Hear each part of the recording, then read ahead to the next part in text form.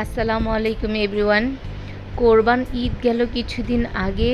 এরপর বেড়াতে গেলাম বাবার বাড়িতে, তারপর খেয়ে আসলাম বিয়ে। এত কিছুর মধ্যে মাছ মাংস খেতে খেতে যেন টায়ার্ড হয়ে পড়েছি। বাসায় আসার পর হাজবেন্ড বলল, লম্বা ছুটি দিয়েছো, খুব বেশি বেশি মাংস মাছ খেয়েছি, এখন আমার এসব একেবারেই ভালো লাগছে না।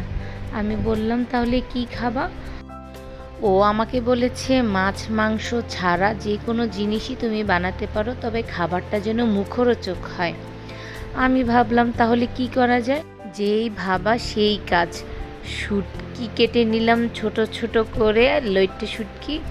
তারপর মরিচ, কাঁচামরিচ, শুকনো মরিচ, রসুন, পেঁয়াজ একটু ভেজে ভেজে নিয়ে পাটায় বেটে নিলাম। তারপর বেগুনটাকে গায়ে সরিষার তেল মেখে চুলায় ভালোভাবে সিদ্ধ করে নিলাম। এটা আমি সরাসরি চুলায় করেছি, কারণ আমার শাশুড়িরা এভাবেই খেতে পছন্দ করে। তারপর পেঁয়াজ, কাঁচা মরিচ, শুকনো মরিচ আর বেগুনটাকে হাত দিয়ে কচলিয়ে নিয়ে একদম ঝাল ঝাল করে মজাদার একটা ভর্তা বানিয়েছি।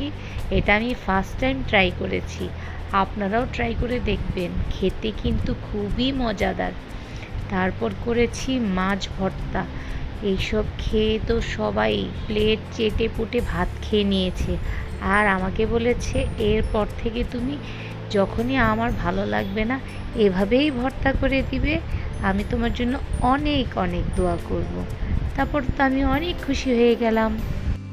মানুষ বলে পুরুষ মানুষের পেট ঠান্ডা তো সংসারে শান্তি, তাই আমি এইসব ট্রিক্স ফলো করি, আপনিও করবেন।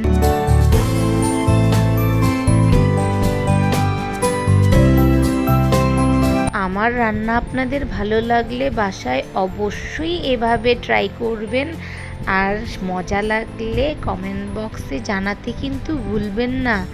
সবাই সুস্থ থাকবেন। আজকের মতো এতটুকুই। আল্লাহ হাফেজ।